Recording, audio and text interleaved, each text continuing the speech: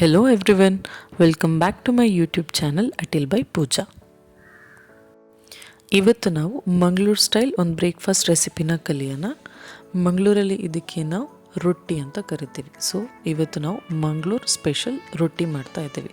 So ಇದನ್ನು ನೀವು ಯಾವುದಾದ್ರೂ ನಾನ್ ವೆಜ್ ಗ್ರೇವಿ ಜೊತೆ ತಿನ್ಬೋದು, ಅಥವಾ ಡ್ರೈ ಚಟ್ನಿ ಅಥವಾ ಸ್ವಲ್ಪ ನೀರಾಗಿರೋ ಚಟ್ನಿ ಜೊತೆನೂ ತಿನ್ಬೋದು. ಏನೂ ಇಲ್ಲ ಅಂತ ಹೇಳಿದರೆ ಬರೀ ಬೆಣ್ಣೆ ಜೊತೆ ತಿನ್ನೋಕ್ಕೆ ತುಂಬ ಚೆನ್ನಾಗಿರುತ್ತೆ. ಜಟ್ಪಟ್ ಅಂತ ಇದನ್ನು ಹೇಗೆ ಮಾಡೋದು ತಿಳ್ಕೊಳ್ಳೋಣ ಬನ್ನಿ. ಇಲ್ಲಿ ನಾನು 2 ಟೈಪ್ ರೈಸ್ ತೊಗೊಂಡಿದ್ದೀನಿ. ಒಂದು ನಾರ್ಮಲ್ ದೋಸೆ ರೈಸ್ ಅಥವಾ ಇಡ್ಲಿ ರೈಸ್, ಇನ್ನೊಂದು ಬಾಯ್ಲ್ಡ್ ರೈಸ್. ಸೊ ಒಂದು ವೇಳೆ ನಿಮ್ಮ ಹತ್ರ ಬಾಯ್ಲ್ಡ್ ರೈಸ್ ಇಲ್ಲ ಅಂತ ಹೇಳಿದರೆ ನಾರ್ಮಲ್ ಆಗಿರೋ ದೋಸೆ ರೈಸ್ ಮತ್ತು ಬೇಯಿಸಿರೋ ಸ್ವಲ್ಪ ಅನ್ನ ಏನಿರುತ್ತೆ ಅದನ್ನು ಮಿಕ್ಸ್ ಮಾಡಿಕೊಂಡು ಗ್ರೈಂಡ್ ಮಾಡಿಕೊಂಡ್ರು ನಿಮಗೆ ರೊಟ್ಟಿ ಮಾಡೋಕ್ಕಾಗುತ್ತೆ. ನಿಮಗೆ ತುಂಬ ಕ್ರಿಸ್ಪಿಯಾಗಿ ರೊಟ್ಟಿ ಬೇಕು ಅಂತ ಇದ್ದರೆ ಈ ಥರ ಬಾಯ್ಲ್ಡ್ ರೈಸ್ ಮತ್ತು ವೈಟ್ ರೈಸ್ನ ಈ ಥರ 3ರಿಂದ 4 ಗಂಟೆ ನೆನೆಸಿಟ್ರೆ ಚೆನ್ನಾಗಿರುತ್ತೆ. ನಂತರ ತುರಿದಿಟ್ಕೊಂಡಿರುವಂತಹ ಕಾಯಿ ತುರಿ ಒಂದು 2ರಿಂದ 3 ಸ್ಪೂನಷ್ಟು, ನಂತರ ರುಚಿಗೆ ತಕ್ಕಷ್ಟು ಉಪ್ಪನ್ನು ಹಾಕೋಬೇಕು ಮತ್ತು ಸ್ವಲ್ಪ ಜೀರಿಗೆ. ಇದನ್ನು ಹಾಕಿಬಿಟ್ಟು ಚೆನ್ನಾಗಿ, ನೀರು ತುಂಬ ಹಾಕೋಕ್ಕೆ ಹೋಗಬೇಡಿ, ಕನ್ಸಿಸ್ಟೆನ್ಸಿ ನೋಡ್ಕೊಳ್ಳಿ, ರೊಟ್ಟಿ ಹದಕ್ಕಿರಬೇಕು. ಸೊ ಸ್ವಲ್ಪ ನೀರನ್ನು ಹಾಕಿಬಿಟ್ಟು ಚೆನ್ನಾಗಿ ಇದನ್ನು ಗ್ರೈಂಡ್ ಮಾಡ್ಕೋಬೇಕು. ನೋಡಿ ಇಲ್ಲಿ ಏನು ಕಾಣ್ತಾ ಇದೆ, ಇಷ್ಟು ಕನ್ಸಿಸ್ಟೆನ್ಸಿ ಇರಬೇಕು ರೊಟ್ಟಿಗೆ. ನೀರು ದೋಸೆ ಥರ ತುಂಬ ನೀರಾಗೂ ಇರಬಾರ್ದು ಮತ್ತು ತುಂಬ ದಪ್ಪನೂ ಇರಬಾರ್ದು. ನೆಕ್ಸ್ಟ್ ಇವಾಗ ಇಲ್ಲಿ ನಾನು ರೊಟ್ಟಿ ಪ್ಯಾನ್ ತೊಗೊಂಡಿದ್ದೀನಿ. ಇದು ನಾರ್ಮಲ್ ಕೆಲವ್ರ ಮನೆಯಲ್ಲಿ ಚಪಾತಿ ಮಾಡೋಕ್ಕೆ ಐರನ್ ಕ್ಯಾಸ್ಟ್ ಯೂಸ್ ಮಾಡ್ತಾರೆ, ಅದರಲ್ಲೂ ರೊಟ್ಟಿ ಮಾಡ್ಕೋಬೋದು. ಅಥವಾ ಟ್ರೆಡಿಷ್ನಲಿ ಮಾಡೋದಾದರೆ ನಮ್ಮ ಕಡೆ ಮಂಗಳೂರು ಸೈಡಲ್ಲಿ ಒಂದು ಕಲ್ಲಿದ್ದು ರೊಟ್ಟಿ ಹೆಂಚಂತಲೇ ಬರುತ್ತೆ, ಅದಿದ್ದರೆ ಇನ್ನೂ ಚೆನ್ನಾಗಿರುತ್ತೆ. ಒಂದು ವೇಳೆ ಇಲ್ಲ ಹೇಳಿದರೆ ಈ ಥರ ಐರನ್ ಕ್ಯಾಸ್ಟಲ್ಲಿ ಮಾಡ್ಕೋಬೋದು.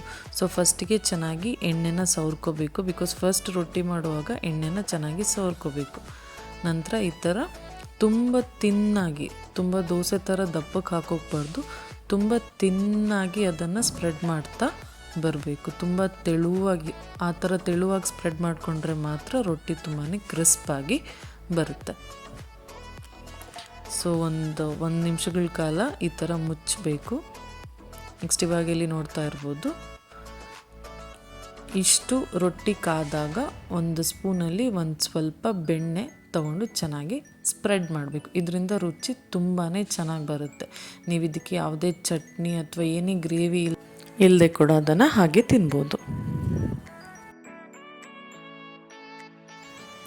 ಸ್ವಲ್ಪ ಹೊತ್ತು ಬೆಣ್ಣೆನ ಹಚ್ಬಿಟ್ಟು ಹಾಗೆ ಬಿಡಬೇಕು. ಅದೊಂದು ಸಲ ರೋಸ್ಟ್ ಆದ ನಂತರ ಸೌಟ್ ತಗೊಂಡು ಅದನ್ನು ತೆಗಿಬೇಕು. ಸೊ ಹಾಗೆ ರಿಪೀಟೆಡ್ಲಿ ಎಷ್ಟು ರೊಟ್ಟಿ ಬೇಕು ಅಷ್ಟು ರೊಟ್ಟಿನ ಮಾಡಿಕೊಂಡು ದ ಸೇಮ್ ಪ್ರೊಸೀಜರ್ ಇದನ್ನೇ ರಿಪೀಟ್ ಮಾಡ್ತಾ ಹೋಗಬೇಕು.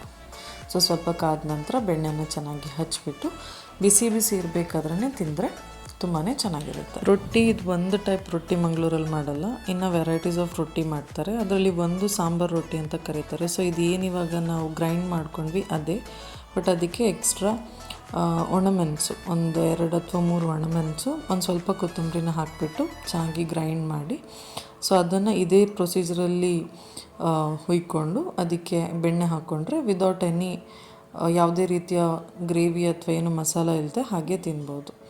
ಸೊ ಅದು ಸಾಂಬಾರು ರೊಟ್ಟಿ ಅಂತ ಕರೀತಾರೆ. ಇದು ಪ್ಲೇನ್ ರೊಟ್ಟಿ. ಸೊ ಇದನ್ನು ಈ ಥರ ಚಟ್ನಿ, ಇಲ್ಲಿ ನೋಡ್ಬೋದು ಚಟ್ನಿ ಮತ್ತು ಬೆಣ್ಣೆ ಜೊತೆ ಸರ್ವ್ ಮಾಡಿದ್ದೀವಿ.